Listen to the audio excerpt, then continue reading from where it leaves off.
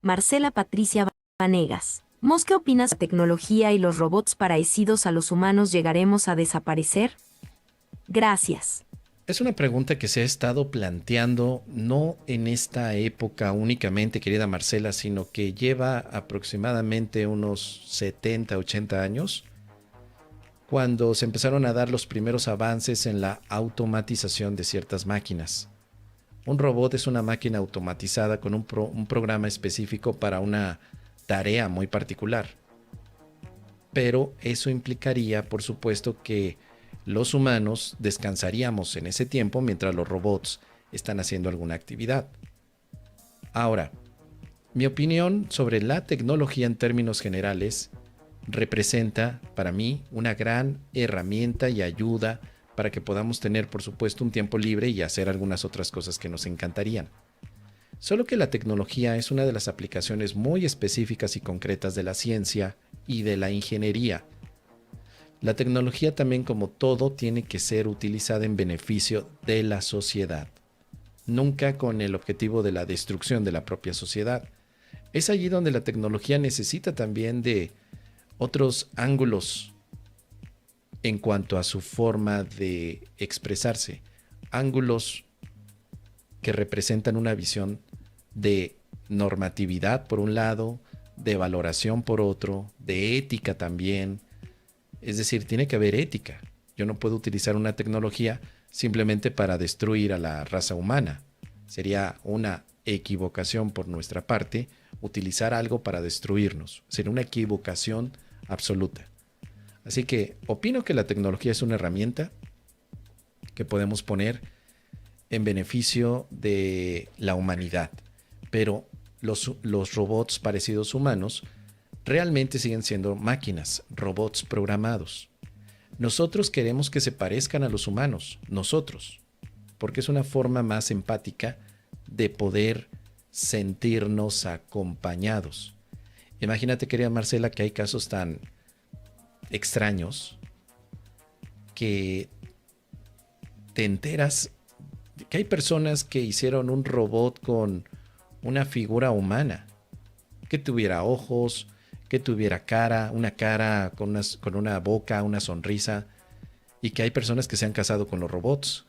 Su forma de acompañamiento, porque un robot podría representar para alguien un títere, alguien a quien puedo programar para que me diga lo que yo quiero o que no me diga nada. Este caso es en Japón. Un hombre se casa con un robot y ese robot es una, entre comillas, figura femenina. Y tú dirás, ¿por qué lo hace? Es un caso para la psicología, tal vez. Pero quizá desde una visión más interna, pues es una búsqueda de amor que tratamos de conseguir. Y que ahora que tengamos tecnología que pueda emular al ser humano en muchos de los aspectos, pues vamos a tener más fácil el camino, porque solamente pagarías tu robot que se parece a un humano y ya podrías tener entonces un compañero sin necesidad de estarlo persiguiendo humanamente. Lo programas y listo, está contigo. Esta idea también no es nueva.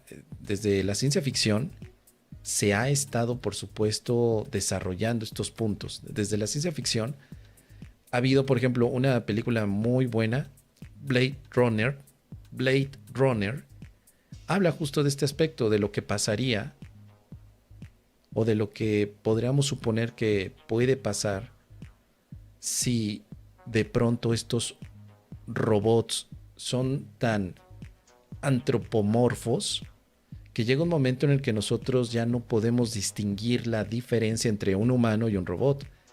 Y donde al final, si es un robot que puede ser reemplazable en piezas, en sistema operativo, en energía, que puede tener algún tipo de energía, pues entonces se puede fácilmente pensar en la extinción humana.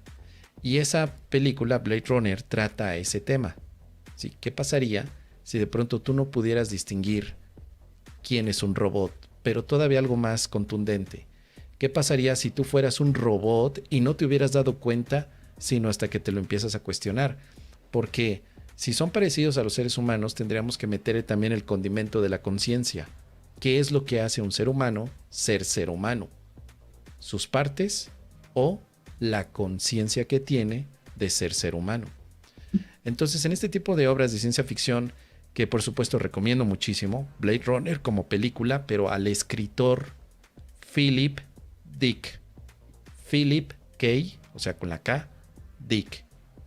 Philip K. Dick es el escritor del cuento corto que se llama ¿Sueñan los androides con ovejas eléctricas?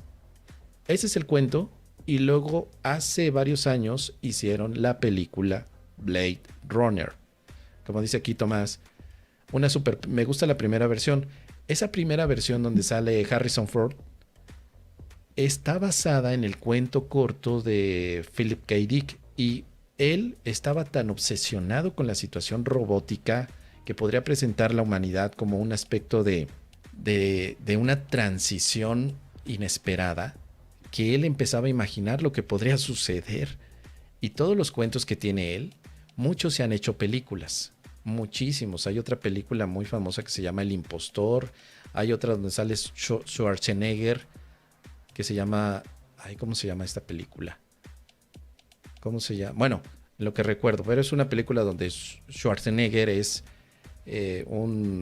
está soñando que él es un mercenario, y cuando despierta se da cuenta que él tiene otro tipo de vida, pero luego cree que su tipo de vida tranquilo es un sueño y que realmente es un mercenario.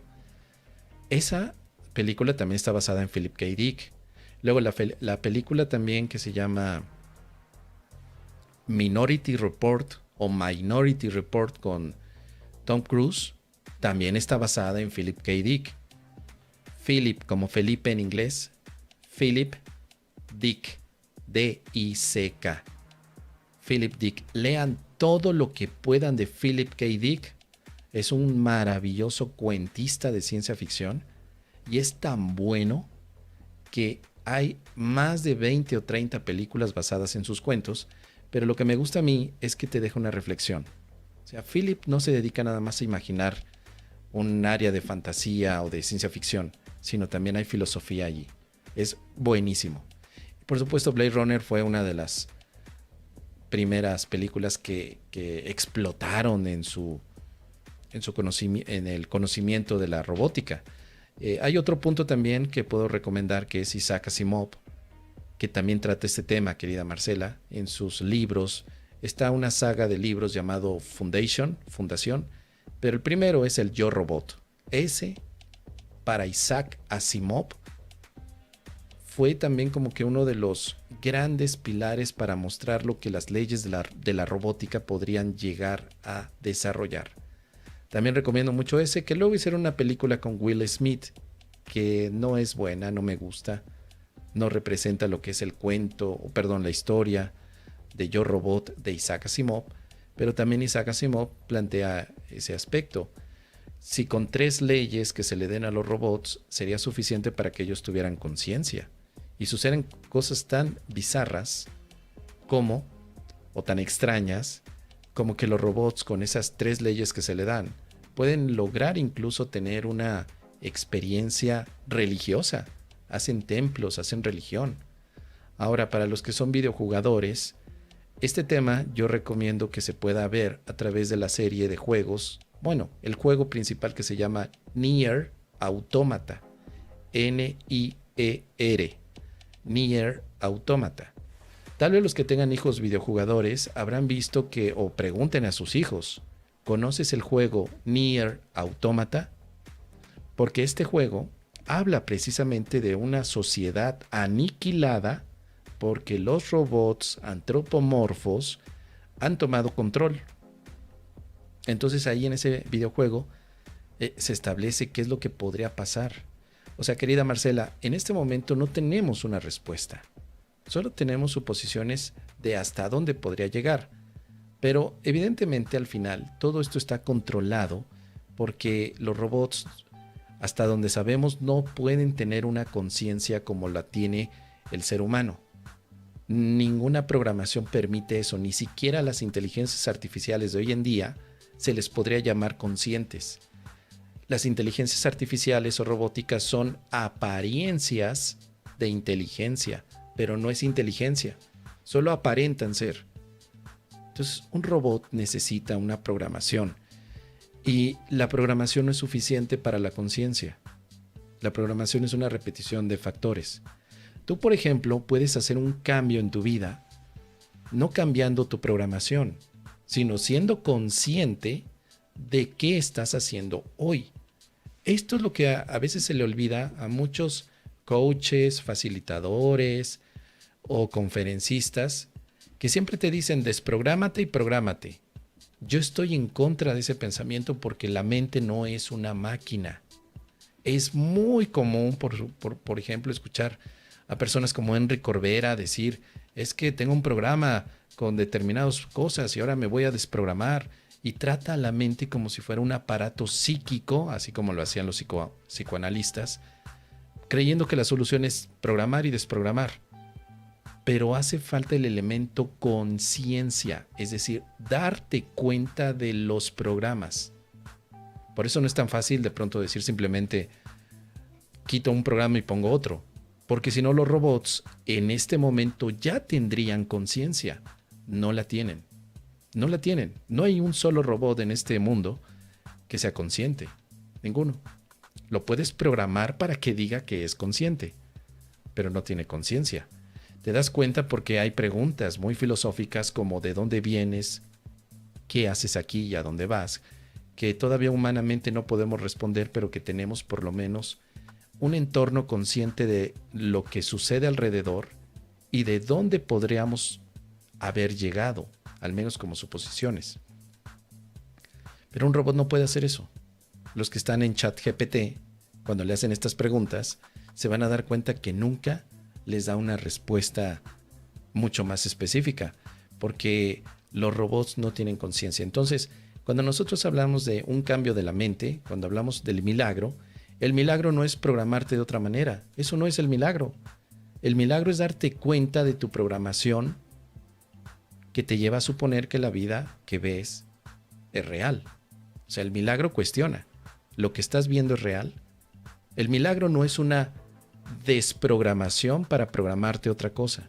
No es eso. Y hay muchísima confusión sobre lo que es el milagro en un curso de milagros por estar repitiendo este tipo de ideas mecanicistas, que es una de las tendencias de la filosofía a tratar a los seres humanos y al universo como si fuera una gran máquina. La visión mecanicista. Es decir, somos máquinas programadas. Pero en un curso de milagros, no ese es el punto, y la mente nunca es una máquina. Por eso es que yo generalmente no ocupo la palabra programar tu máquina, y tampoco el curso de milagros.